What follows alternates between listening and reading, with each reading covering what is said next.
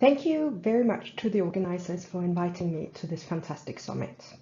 I'm honored to be on a panel of such distinguished experts, and I want to make clear, which you will also see from my presentation, that I'm a practitioner and not a researcher. Allow me first to give you an overview of the Nordic Center for Gender and Military Operations, the organization that I represent, which is called NCGM. After that, I will present some of our approaches to support the military in preventing and responding to conflict-related sexual and gender-based violence. The establishment of the Joint Nordic Center for Gender and Military Operations in 2012 was the result of the increased efforts by the Nordic countries in implementing the Security Council Resolution 1325 into our military operations.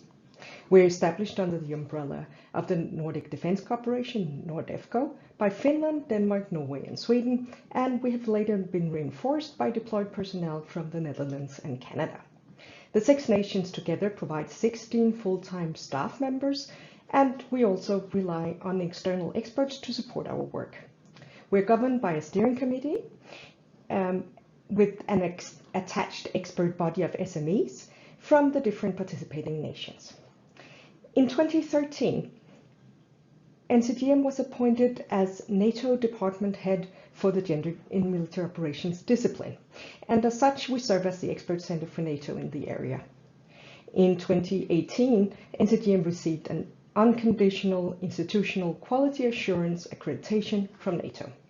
At NCGM, we train and educate leaders and specialists from the NORDEFCO nations, from the NATO member nations, and from partner countries. We assist in policy and doctrine development, the lessons learned process, and test and validate concepts through experimentation in military exercises.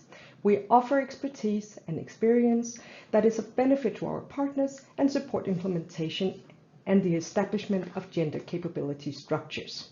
All of our work is geared to respond to the current security environment and its challenges. NCGM is providing subject matter expertise in many different ways. To mention just a few, we always support the different military HQs with whatever they need of knowledge in the area. We provide support on gender integration of different military guidelines and directives, such as the most recent example, which is the updated version of the NATO guidelines for gender mainstreaming in small arms and light weapons. Later this year, NCGM will publish a military guide on the implementation of the Women, Peace and Security agenda.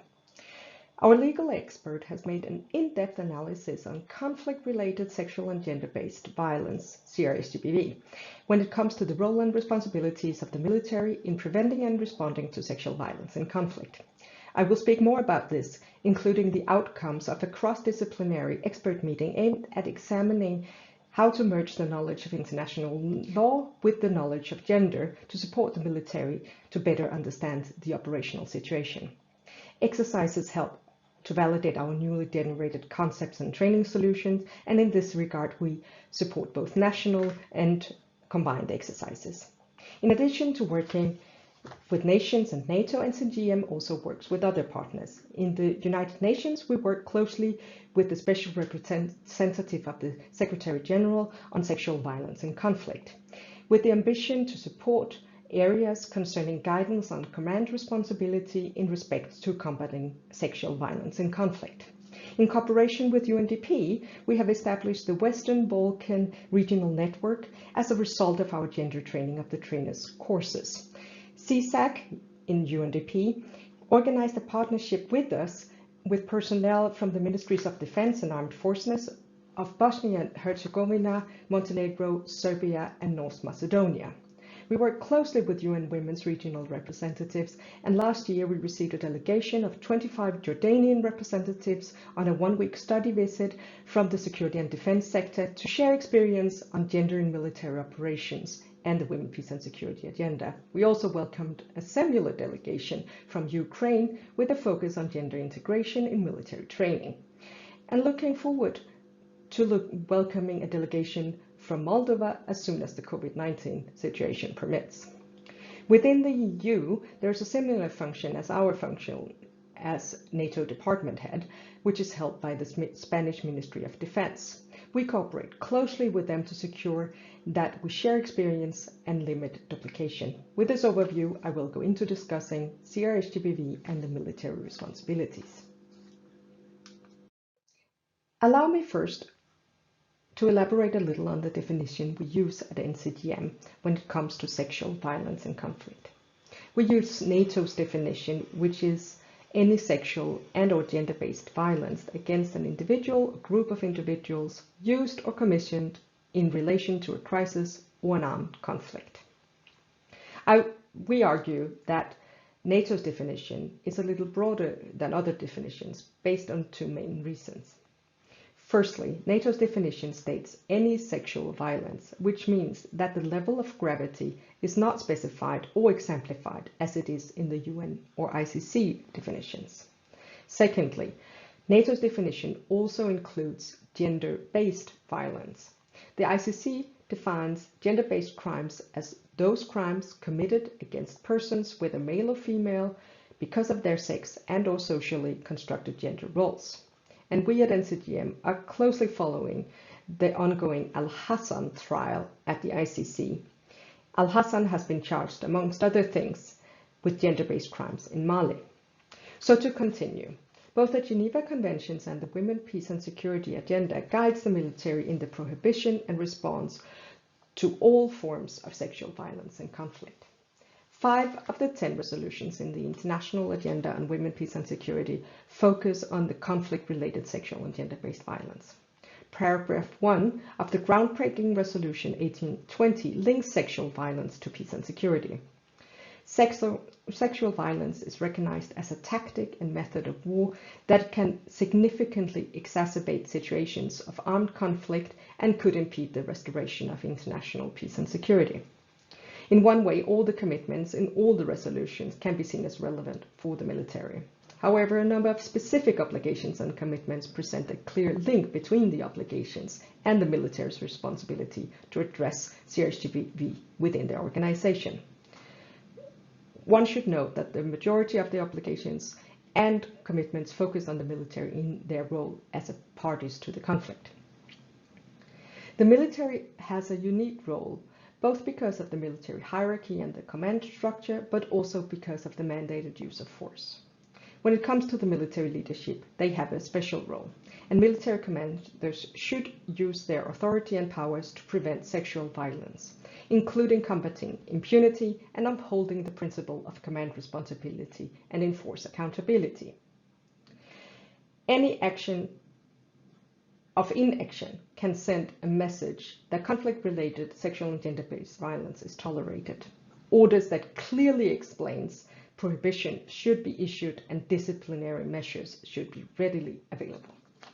While recognizing the prohibition as laid out in the Geneva Conventions and the Women, Peace and Security Agenda at NCGM, we divide the commitments outlined in the resolutions into 2 main areas to be tackled by the military, namely the prevention and response to own forces committing sexual violence and protection of civilians from CRHTBV.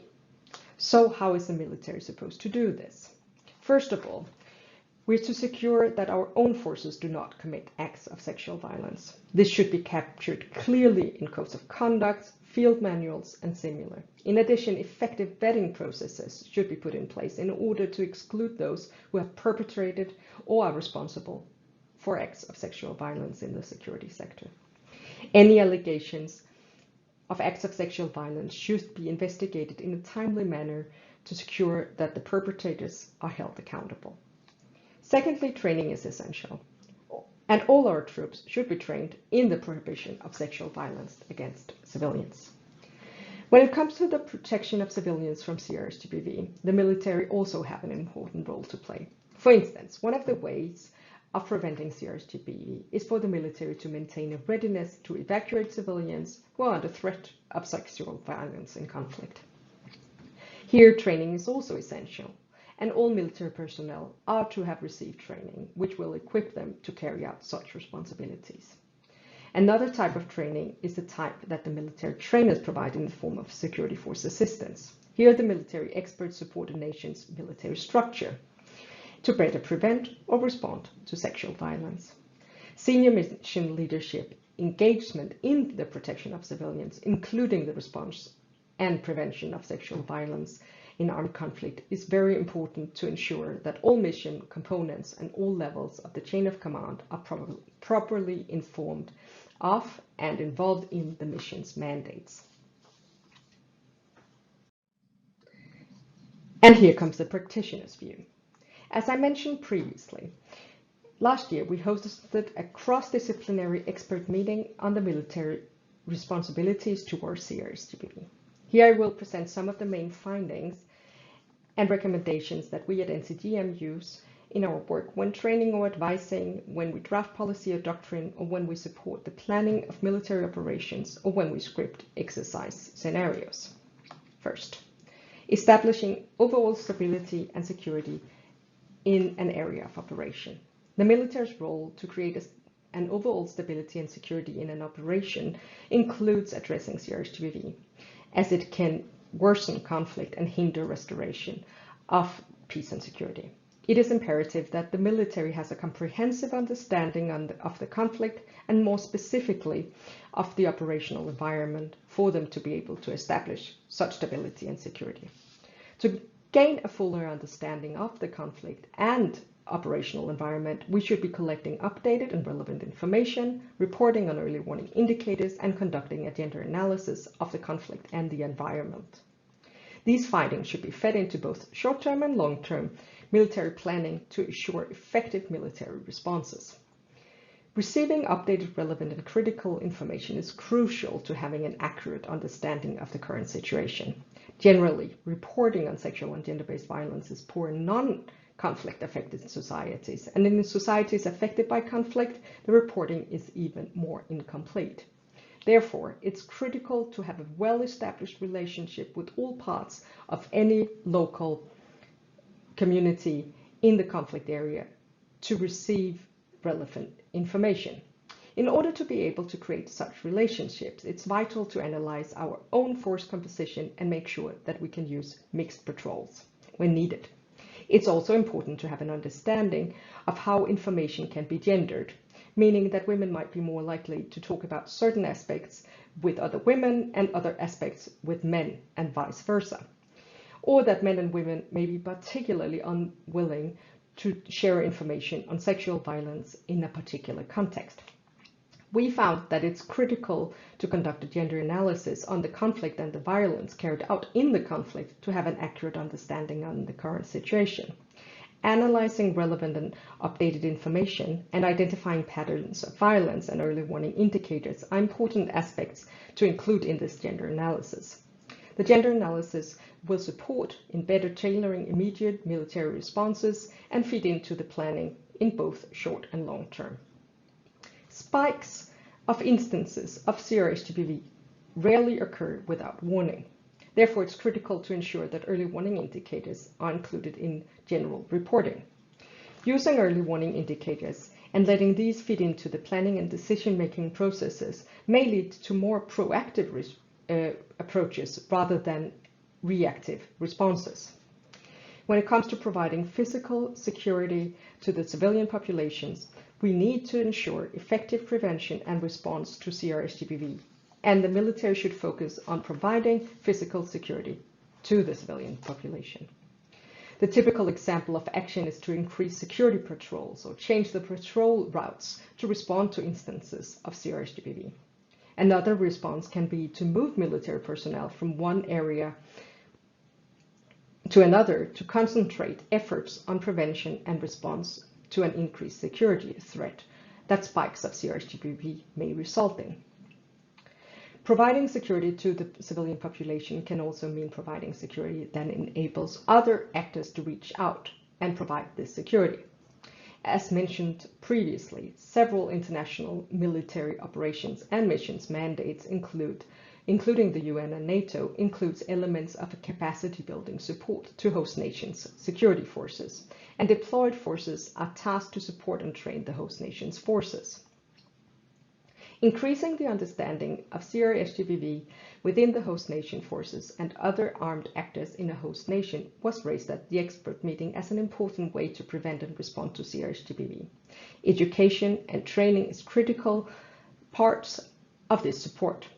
One challenge that we discussed concerns situations where the host nation forces are also the ones committing CRS-GBV against the civilian population.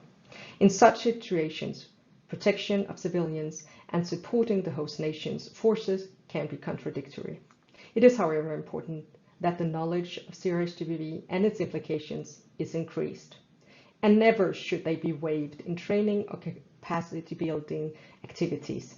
Military-to-military education and training can serve as an important avenue to overcome these challenges. I have spoken previously on prevention of our own forces committing CRS-GBV, so I will end my presentation here, and I look forward to the discussions. Thank you.